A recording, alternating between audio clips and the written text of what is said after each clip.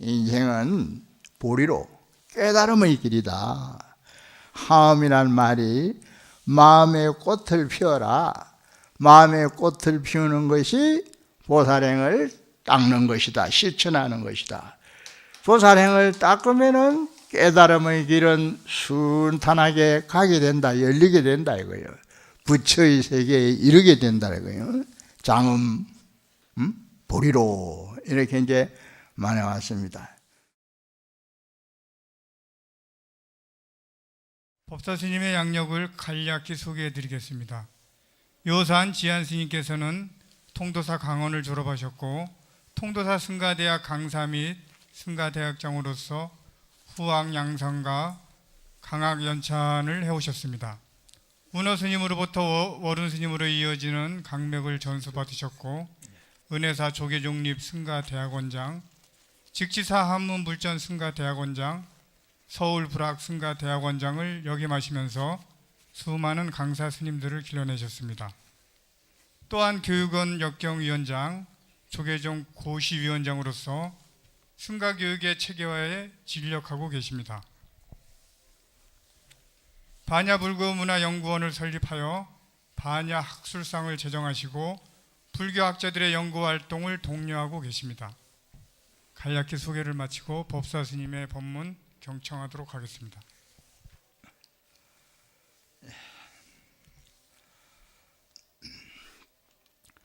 해마다 통도사에서는 동짓달이 되면은 함살림을 봉행합니다.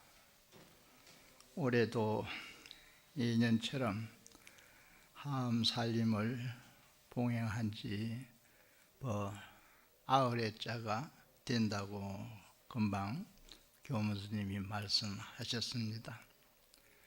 도량이 훈훈하고 하음만다라가 영적산 기설로부터 장엄된 것 같다는 생각도 듭니다. 물론 잘 아시다시피 요즘 어려운 시절을 겪고 있습니다. 코로나 때문에 전 세계적으로 많은 사람들이 생활에 불편을 겪고 있는데 그런 가운데서도 이제 우리는 부처님 법을 믿는 불자로서 불교의 명언을 한 가지 생각하면서 분발하고 더욱 용기를 내야 되지 않을까 생각이 되네요. 최악의 절망 상태에서도 최대의 희망은 있다. 밤이 아무리 어두워도 다음날 해가 뜹니다. 해는 항상 밝기만 해요. 구름이 짙게 끼어도 그 위에는 찬란한 태양이 언제나 한결같이 비추고 있습니다. 또 동양이 밤이 되면 서양이 낮이 되지요. 반대로 서양이 낮이 되면 동양은 밤이 되고 태양에는 이럴 성시가 없어요. 해다, 달이다, 날이다, 시다 하는 것이 없다 이 말씀인데 우리 한경에 설해지는 모든 법문이 불교의 부처님 가운데 법신 부처님이신 비로자나 부처님의 법문이에요. 비로자나 부처님이 강명입니다. 빛입니다. 한경은 빛의 법문이에요.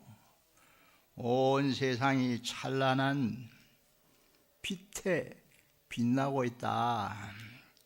아시겠습니다마는 비로자나 국토를 화장 차례라 하는데 화장 차례의 모습을 번뇌에 시달리고 괴로워하고 고통을 앓고 있는 중생들에게 보여주는 법문이에요.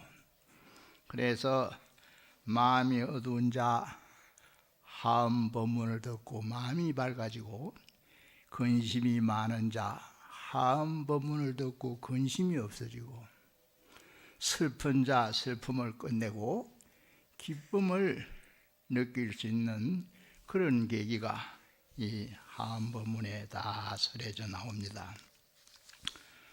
오늘은요 하응경 11번째 품인 정행품의 내용을 간략히 요약해 설명하고 그 다음에 이어서 hen수품 얘기를 해드리도록 하겠습니다. 아시다시피 불교는 수행의 종교라 하는데 이 수행이란 말이 행을 닦는다는 말이잖아요. 행실을 닦는다. 보통 우리가 사람을 행동을 두고 악행을 저지른다, 선행을 한다 이렇게 많이 구분해요. 그런데 하응경에서는 지금 이 품 이름에 나오는 대로 정행이라는 말이죠. 청정할 정자, 깨끗하다는 뜻을 가지고 있는 글자입니다. 정행이에요. 약창경에 보면 정행hen수 수미정 하는 구절이 있죠.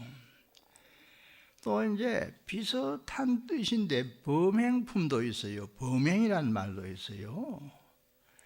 정행은 뭐며 범행은 뭐냐 이제 중간중간 조금 이해되도록 설명을 드리겠습니다만 그런가 하면은 또 우리 스님들은 계를 받고 스님이 되기 때문에 계를 잘 지켜야 된다. 계행이 철저해야 된다. 계행이란 말도 있어요. 부처님 제자 가운데 아들이었던 나우라는 10대 제자 중에 밀행을 잘했다고 해요. 밀행 제1의 제자다. 밀행은 남모르게 하는, 드러내지 않고 남모르게 하는 숨은 선행을 나타내는 말이에요. 그러니까 행을 두고 정행이다, 범행이다, 밀행이다, 계행이다. 또 이제 열반경이라는 경에 보면은 범행, 성행품이라는 품이 있는데 열반경에도 범행품이 있습니다. 성행품이라는 품이 있는데 거기 보면은 오행설이 있어요. 오행. 사람의 행위를 5가지로 구분해서 설명한 내용입니다. 처음 성행, 성인의 행위다 이런 뜻인데 거룩한 행동, 행실이라는 얘기예요. 거룩한 건 뭐예요? 보통 사람이 할 수 없는, 불교로 말하면은 부처님이나 보살들의 수행 경계에 이르렀어야 할 수 있는 행, 뭐 거룩하다 해서 성행이라 이럽니다. 그래서 성행이란 말도 있고 또 이제 범행이란 말도 있어요. 범행, 범도 청정하다는 뜻이에요. 깨끗하다. 범, 이 절에 있는 큰 종을 범종이라고 하죠. 그 범은 소리가 막다, 청정하다는 뜻을 가지고 있는 그런 글입니다. 범행. 그런가 하면 또 천행이란 말도 나와요. 오행설에. 천행. 이 하늘 사람의 행동이다 이런 뜻인데 지극히 착한 행동을 천행이라 이렇게 말해요. 뭐 물론 뜻을 이제 구분해서 말하지만은 비슷비슷하죠. 성행이 천행도 되고 범행도 될 수 있는 거죠. 그런가 하면은 네 번째는 영아행이라는 말이 나와요. 영아행. 영아행은 영아라는 말은 어린 아이라는 뜻입니다. 젖먹이 아이에서 이제 서너 살 될 때까지 그 아이들을 영아라 그래요. 천진무구하다는 뜻이에요. 꾸밈이 없고 천진무구하다 이런 뜻에서 영아행이란 말이 나오고, 마지막 5번째는 참 병행이란 말이 병병자를 써요. 병행. 병행이란 말이 중생의 모든 번뇌가 병이에요. 말하자면 인간관계를 통해서 볼 때 너도 번뇌가 많은 중생이고 나도 번뇌가 많은 중생이다. 번뇌가 병이니까 너도 환자고 나도 환자다. 동병상련이란 말이 있듯이 같은 병을 앓는 사람끼리 서로 도우고 서로 동정하고 부드럽고 착한 마음을 쓰자. 그래서 이제 오행을 하나하나 설명해 놓은 그런 내용이 열반경에 쓰여져 있어요.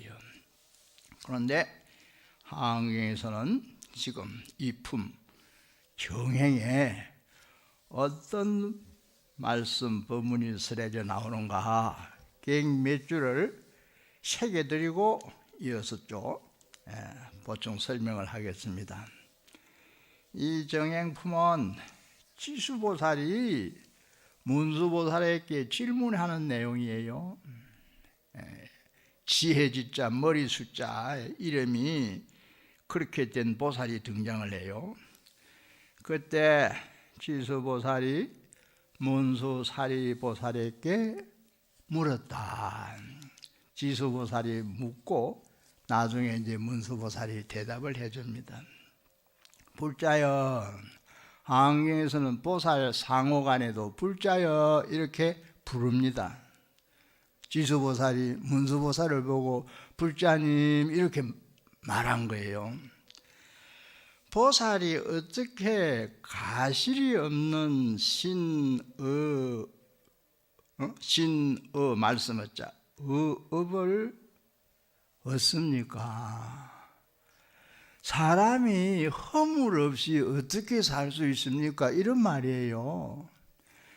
부처님을 여러 가지로 설명하지만은 밀교에서는 부처님은 신구의 삼업에 허물이 나오지 않는다 이렇게 말해요. 신업, 몸으로 하는 행위 아닙니까? 이 몸으로 하는 행위에 실수 허물이 안 나온다는 거예요. 말에 실수 허물이 안 나온다는 거예요. 생각에 틀린 생각 허물이 안 나온다는 거예요. 말하자면은 몸의 행동도 올바르고 말도 틀린 말이 아닌 옳은 말만 하고 생각을 항상 맑고 고요하게 틀리지 않게 할 수 있는 그런 비결이 무엇입니까? 이렇게 묻는 질문이에요.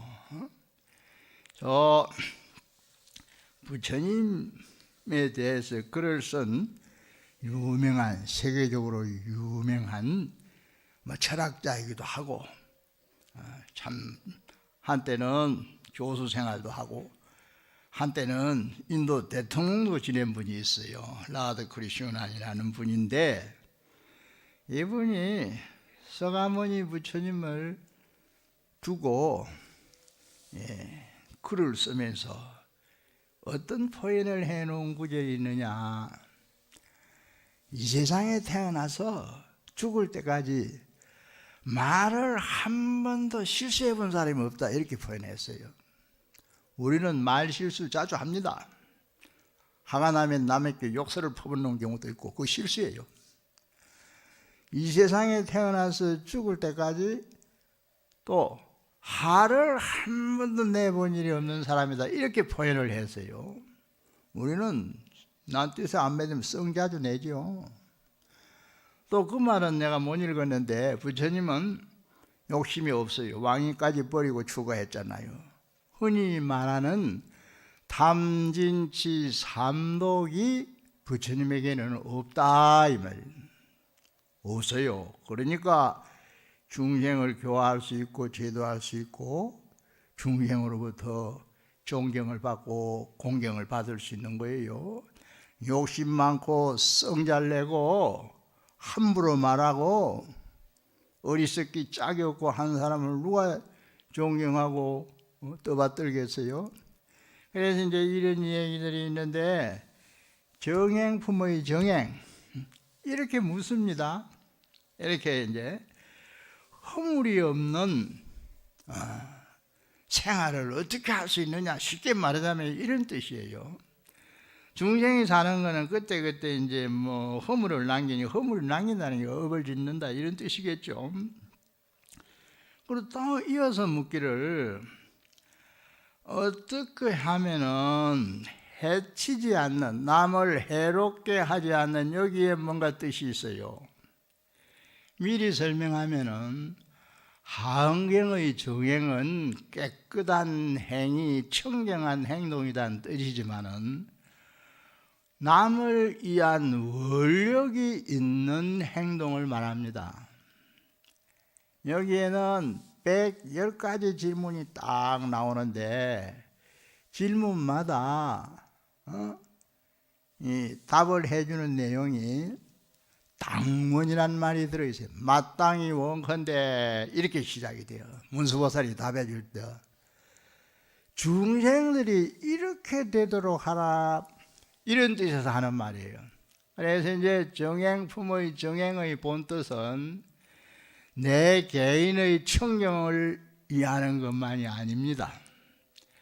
남을 좋도록 하고, 남에게 이익이 가도록 하고, 남도 나와 같은 보살의 마음을 어떻게 하면 가지도록 할 수 있을까, 이런 뜻을 품고 하는 행동을 정행이라 하는 겁니다. 정행의 뜻을 이제 이렇게 이해를 하셔야 돼요. 그래 이제 남을 해롭게 하지 않는 신의 이 삼업 아닙니까?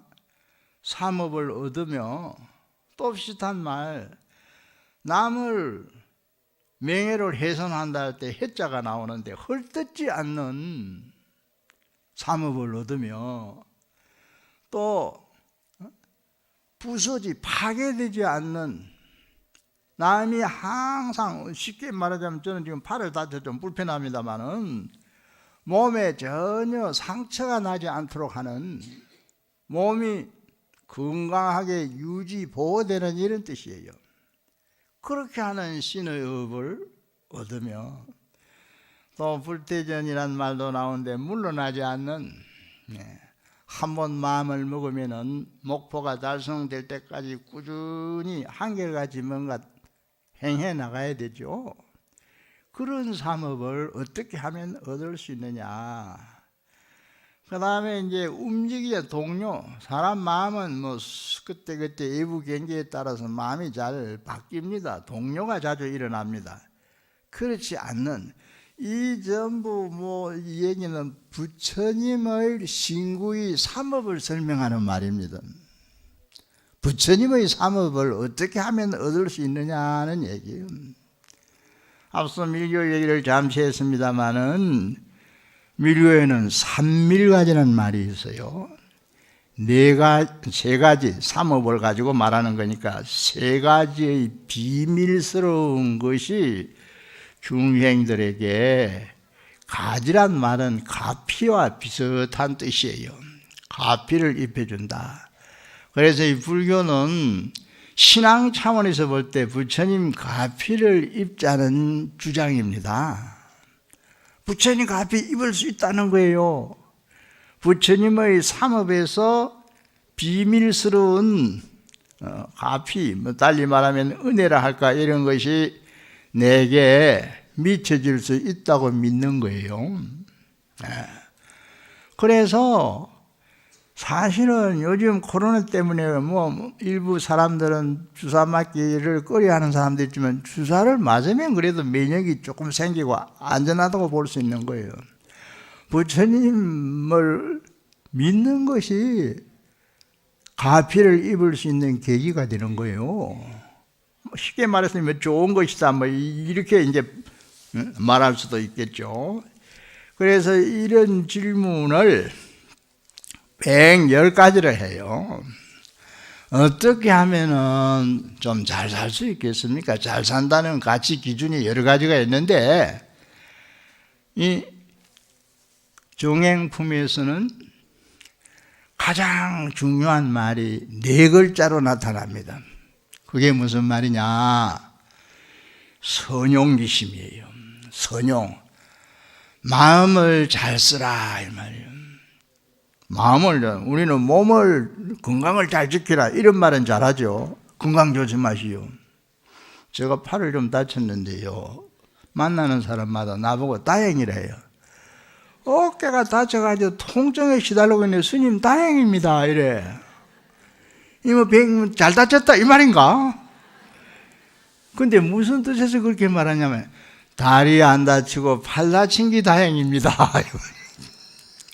그런데 또 좌우 나눠가지고 나는 오른손잡이미요. 밥도 오른손으로 먹고 꿀도 오른손으로 써요. 워드도 오른손 안 다치고 왼손 다친 게 다행입니다. 이래요. 이제 덕담으로 위로한다고 그렇게 말해준 것이죠. 이제 건강을 조심하십시오. 몸조리 잘 하십시오. 이런 말 흔히 인사할 때 하는 말입니다. 근데 마음도 잘 써야 되거든요. 그래서 정행품의 가장 중요한 것은 선용기심, 그 마음을 잘 쓰라. 마음 잘 쓰는 게 그게 잘 사는 거예요. 마음 잘 쓰는 게 잘 사는 겁니다. 명예니 권력이지 뭐 쓸데없는 허망한 거 집착해봐야 마음 잘못 쓴 결과밖에 나타나지 않아요. 수행이라는 것이 한마디로 말하면은 마음 잘 쓰는 거예요. 마음 잘 쓰는 거. 이게 중요한 거예요. 건강경을 독송해 보신 분 기억하시겠습니다만 건강경에는 마음을 항복시키라는 말이 있어요. 항복기심하라. 항복기심. 수보리가 부처님께 그렇게 이제 어떻게 하면은 마음을 항복시킬 수 있느냐 물었어요. 하여튼 항복기심, 하안경 이 정행품에 나오는 말하고는 반대요. 마음을 잘 쓰라 했는데 사용하란 말 아니에요. 항복시키라. 마음이 못 일어나도록 하라 이거예요. 번뇌의 마음, 망상의 마음은 항복시키라 이거예요. 달리 말하면 나쁜 마음은 항복시키라 이거예요. 나쁜 마음, 좋은 마음, 착한 마음, 이걸 진심이라고도 할 수 있어요. 진심은 잘 쓰라요. 그래서 건강경에서는 망심을 항복하라 말해 놓은 것이고 하안경 정행품에서는 진심을 잘 쓰라 말하는 거예요. 그런데 우리 중생들이 대부분 번뇌가 치성한 망심을 쓰고 산다 이거예요. 그러니까 중생을 못 벗어나는 거예요. 부처가 못 되는 거예요. 진심을 쓰고 살아야 부처가 되는데 그런 두 경전에서 설해 놓은 말, 항복기심, 선용기심, 그 의미를 한번 잘 생각해 봐야 됩니다. 그리고 이제 이 정행품의 또 다른 특이한 내용은 하음상기라는 게 있어요. 하응행상기가 있어요. 우리 이제 법회 시작할 때도 상기 같은 거 하잖아요. 불법성, 하응경에도 하음상기가 있어요. 그 상기에도 당원이란 말이 들어가요. 당원. 마땅히 원컨대 중생들이 어떻게 되게 하여 주이소. 부처님을 잘, 쉽게 말해서 부처님을 잘 받들어 모시겠죠. 이 없는 무상의를 바래가지고 불도를 닦아서 끝까지 완성하겠습니다. 그렇게 되도록 해 주십시오.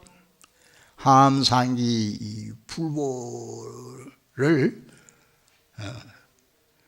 기하면서, 불보에 기하면서 해놓은 말이에요. 깊이 경전을 다 통달해가지고 지혜가 바다와 같게 해주십시오. 이래 놨어요.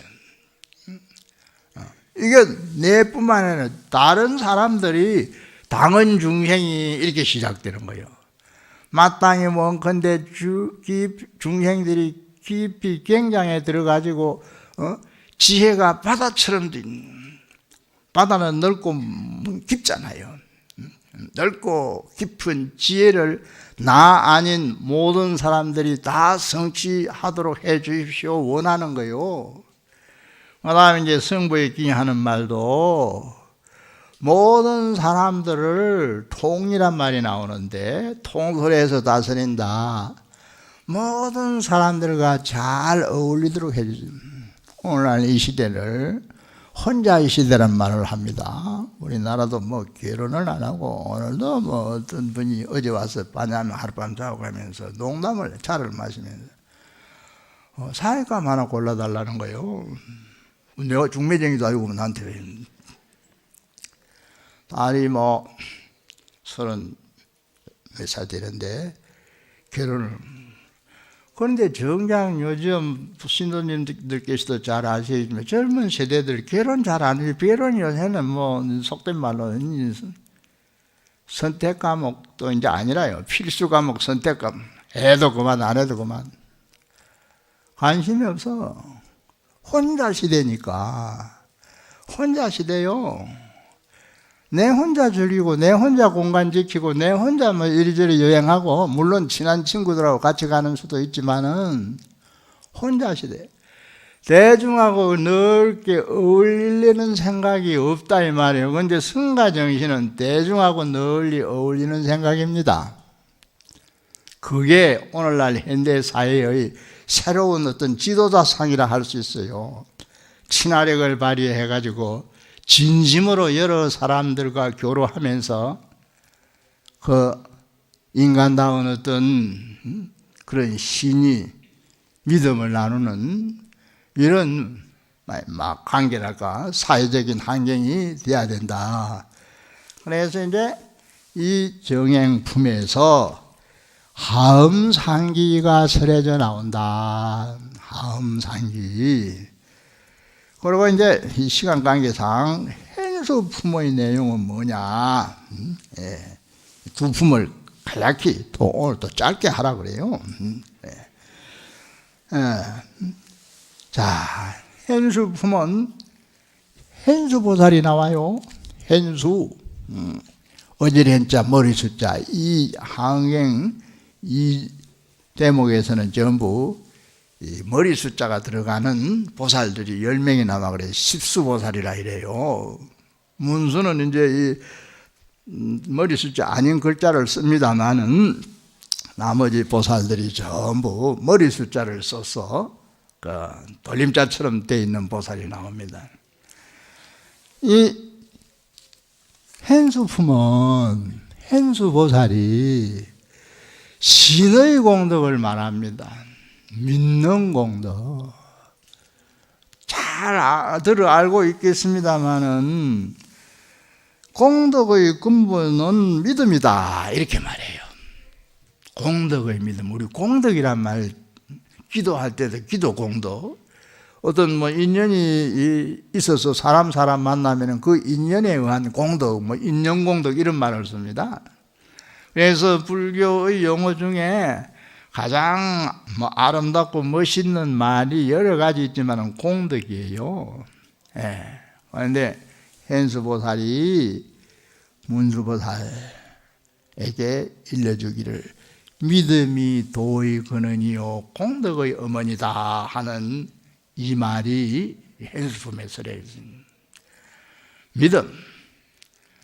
믿음이라는 말이 우리는 인간관계에서 이 사람 말을 내가 믿는다, 뭐 믿을만하다 이런 단순한 믿음이라는 게 우리의 진심입니다.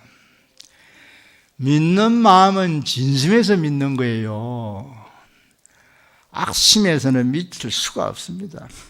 번뇌가 지성한 마음에서 믿을 수가 없는 거예요. 이 선문 법문 아주 중요한 내용이 수록되어 있는 신신명이라는 그 글이 있어요.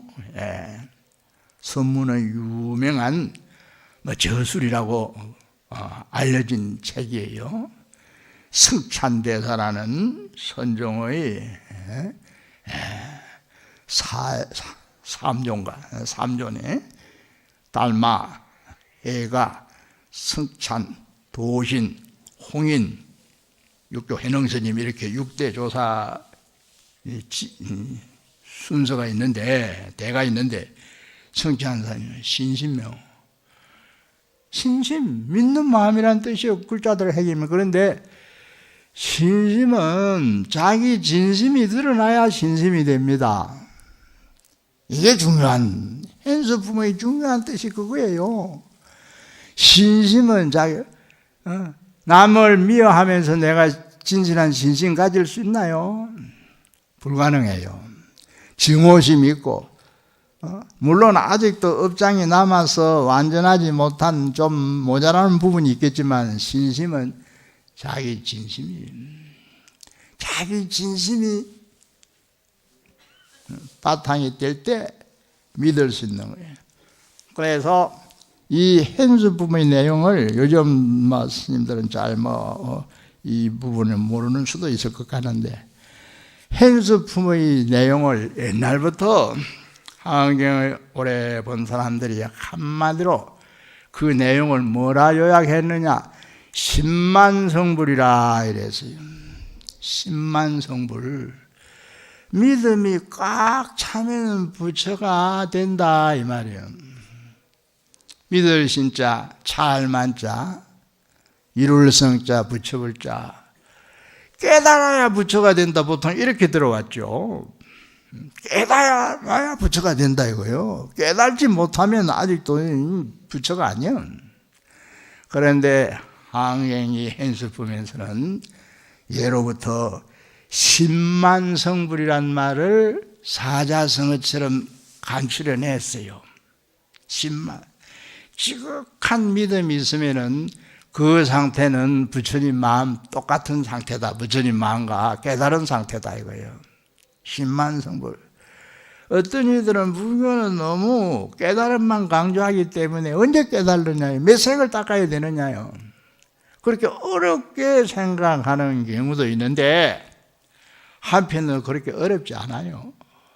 열반경 같은 데서는요, 수행지를 이제 우리가 한경에서는 52, 55 이렇게 나누는데, 십신의 범부지가 있고, 그 다음에 행인의 지에 들어가면은 십주의 지가 있고, 또 중간 조금 더 들어가면 십행의 지가 있고, 십향의 지가 있고 쭉 올라가요. 그런데 십주는 범부의 지 다음에 있는 십주예요. 52로 말하면은 11번째부터 20번째 있는 계단이랄까 스텝이라 할 수 있는데, 그걸 십주라 그래요. 머무를 주자. 10가지 머무는 단계가 있어요. 마음이 딱 고정돼 가지고 항상 일념이 만들어지는 그런 경우가 있다며, 그걸 십주.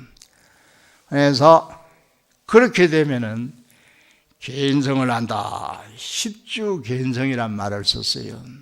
십주에 개인성한다는 거, 개인성은 등각 묘각 올라가야 되는 건데, 예로부터 이제 갱견을 깊이 연구한 분들이, 헌스님들이 10만성불이다, 십주 개인성이다 이런 말을 써왔다 이거야. 그래서 이게 전부 신심, 믿음이 이제 바탕이 되어서 이루어지는 것이다 이래 말할 수 있습니다. 그래서 11시까지는 했네. 5분 더 해야 되나? 다 좋은 말, 너무 좋은 말, 이거 한자 옛날에는 이제 이걸 갱을 다 읽고 이렇게 함살림 할 때 했는데, 요즘은 바쁜 시대 또 갱만 읽어 놓으면 신도들 지겨워가지고 갱만 읽지 아무것도 들을 게 없더라. 아이고 나 웃겨. 한번분들은 한경 들어와가지고 갱만 읽어주지 아무 다른 말 안 해주더라 이 말을. 내가 처음 함살림 참석할 때 여 강원에 중간 1975년도 처음 참석했어요. 이제 처녀 법문이라 한 법문에서는 은사 스님 살아계신 방안이 객만 읽고 네 말을 줄이라 이러더라고요. 객년 내용만 말해주지 네가 하는 말은 좀 줄이라 이거예요. 설명은 좀 줄이라 이 말이에요. 그런데 요즘은 그러니까 당신이 법문하거나 또 오라 스님도 법문하시고 옛날 큰 스님들이 다 와서 했는데 객년만 전부 설해주는 거예요. 자세한 설명도 안 하고 그렇게 옛날에는 갱을 쭉 대중이 한번 듣도록 하는 이걸 살림이라 했어요. 하음 살림은 하음경을 가지고 법화 살림은 법화경을 가지고 저 봉선성 하면 능음 살림을 했고 지금도 이제 고려시대 보조 스님의 그 처음 시작하던 그 유풍에 의해서 총광사는 건강살림을 하고 있습니다. 해마다 건강경 살림. 그래서 이제 요즘은 이제 이해를 도와주기 위해서 교리적인 설명도 덧붙이고 뭐 또 신심 우러나도록 도와주는 말도 조금씩 하고 이렇게 합니다만은 옛날에는 경전을 쭉 어떤 분들은 그냥 한문 글자 그대로만 읽어줘요. 석사도 이 풀이를 하는 걸 석사한다 이럽니다. 풀이도 하지 않고 경전을 그대로 읽어만 들어요. 이렇게 진행되어 오던 시절도 있었다. 아무튼 이제 정행품,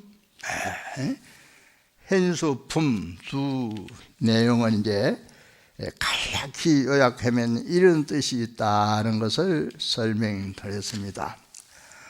그리고 이제 하음 법문은 이 빛나는 하자가 꽃이라는 뜻입니다. 꽃 피잖아요. 계절 따라 꽃이에요. 그럼 이 무슨 꽃이냐? 하음경의 하자가 꽃을 뜻하는 글자인데 마음의 꽃입니다. 마음의 꽃. 한문으로 표현하면 심화예요. 심화. 하음경은 마음의 꽃을 피우고 살아라 이 메시지 전해주는 법문이에요. 마음의 꽃을 피우고 살아라. 꽃은 아름다운 거 미를 상징하는 거죠. 마음의 꽃을 피우고 살아라. 그렇게 살면 인생이 아름답게 잘 살아지는 것이다. 음이에요. 음은 장음한다, 꾸민다는 얘기예요. 이걸 이제 예로부터 보살만행아 장음보리로 이렇게 설명했어요.